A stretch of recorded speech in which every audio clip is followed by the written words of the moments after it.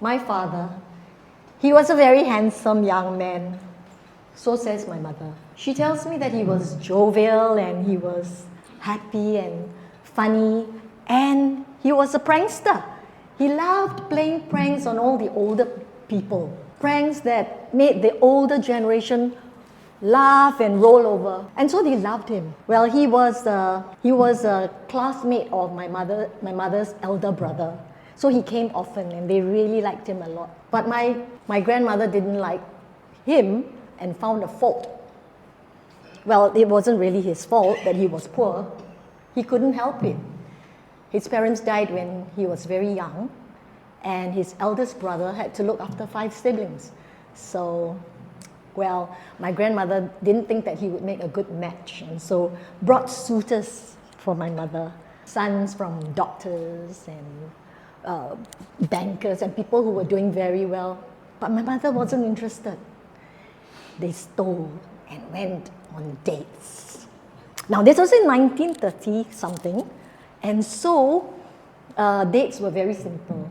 Walk along Esplanade, Pasar Malam, and Sundays at the beach with fried rice or bihun, things like that. That's all they did. So in the end, my grandmother gave up and they got married. On my father's very meager salary, they rented a little zinc house in Lorong Aling. I think it's no longer there anymore.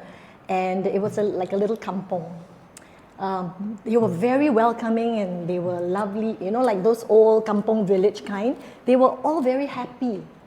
And so when I was born, they were all excited. Of course, happiest was my father.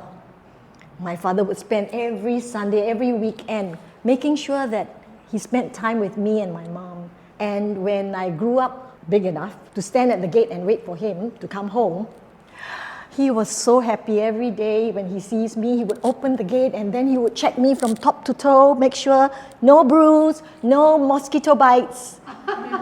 And my mother would be very upset. You think so easy, Huh? Wash clothes, clean house, cook for you. How to make sure got no mosquito bites? But that was my father. He loved me so much.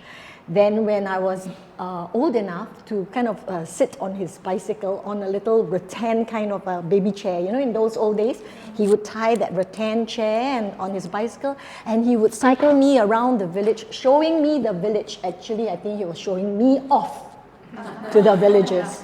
So that was my father. Whenever my mother tells me all these stories of how he treated me when I was young, I feel very warm in my heart and happy and knowing that I was well loved as a little child. Thank you.